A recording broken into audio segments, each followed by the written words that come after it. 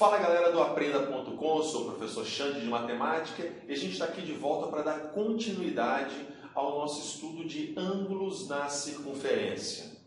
Só recapitulando, na nossa aula anterior nós vimos os dois principais tipos de ângulos na circunferência, o ângulo central e o ângulo inscrito.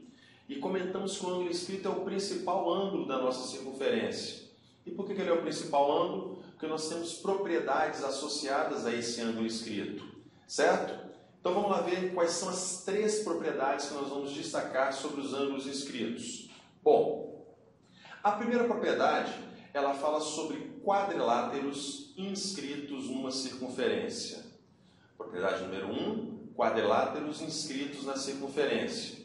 Bom, então observe a nossa figura de um quadrilátero inscrito. Lembrando que para que um polígono seja inscrito, muita gente faz confusão achando que para ser inscrito tem que estar dentro da circunferência apenas. Não, para ser inscrito você tem que estar dentro da circunferência? Sim, mas os ângulos têm que ser todos eles ângulos inscritos, ângulos com vértice localizados sobre a circunferência. Perfeito? Então, na nossa figura, nós temos o nosso quadrilátero com seus 4 vértices tocando a circunferência. Então, nós temos um quadrilátero inscrito. E a propriedade dos quadriláteros inscritos é que, se você selecionar dois ângulos opostos quaisquer, esses dois ângulos sempre serão suplementares. Dois ângulos opostos de um quadrilátero inscrito sempre são suplementares, ou seja, sua soma é igual a 180 graus. Tudo bem? Essa foi a propriedade número 1. Então, sem demora, vamos para a propriedade número 2. A propriedade número 2, eu queria que você ficasse muito atento à propriedade 2, porque ela aparece em diversas ocasiões, porque trabalha com um dos nossos triângulos mais famosos da geometria, o triângulo retângulo. Então, a propriedade 2 fala sobre triângulo retângulo inscrito, certo? Observe a nossa figura, que na nossa figura nós temos uma circunferência e nessa circunferência nós traçamos o diâmetro da circunferência.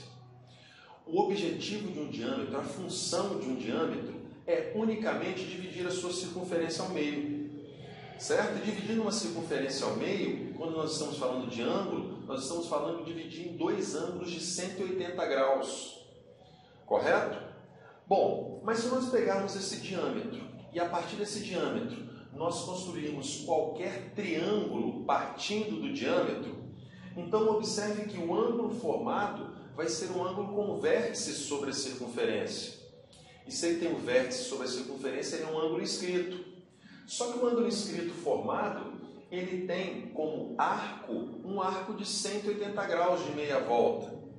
E como o arco formado por um ângulo inscrito é o dobro da medida do ângulo, ou o contrário, o ângulo é a metade do arco, então o ângulo inscrito formado na nossa figura, como ele observa um arco de 180 graus, então esse ângulo obrigatoriamente tem que ser um ângulo de 90 graus. Então, resumindo, a nossa propriedade diz o seguinte, que todo triângulo que tem inscrito, óbvio, que tenha um de seus lados como sendo diâmetro, esse triângulo obrigatoriamente tem que ser triângulo retângulo. Então, triângulos retângulos só conseguem ficar inscritos numa circunferência caso um de seus lados seja o diâmetro. Ok? Então, essa é uma propriedade importante porque mexe com um dos principais triângulos da nossa geometria. Vamos fechar então com a propriedade número 3, que é uma consequência da propriedade número 2. Bom, propriedade número 2, nós vimos que todo triângulo retângulo inscrito numa circunferência precisa ter um de seus lados igual ao diâmetro.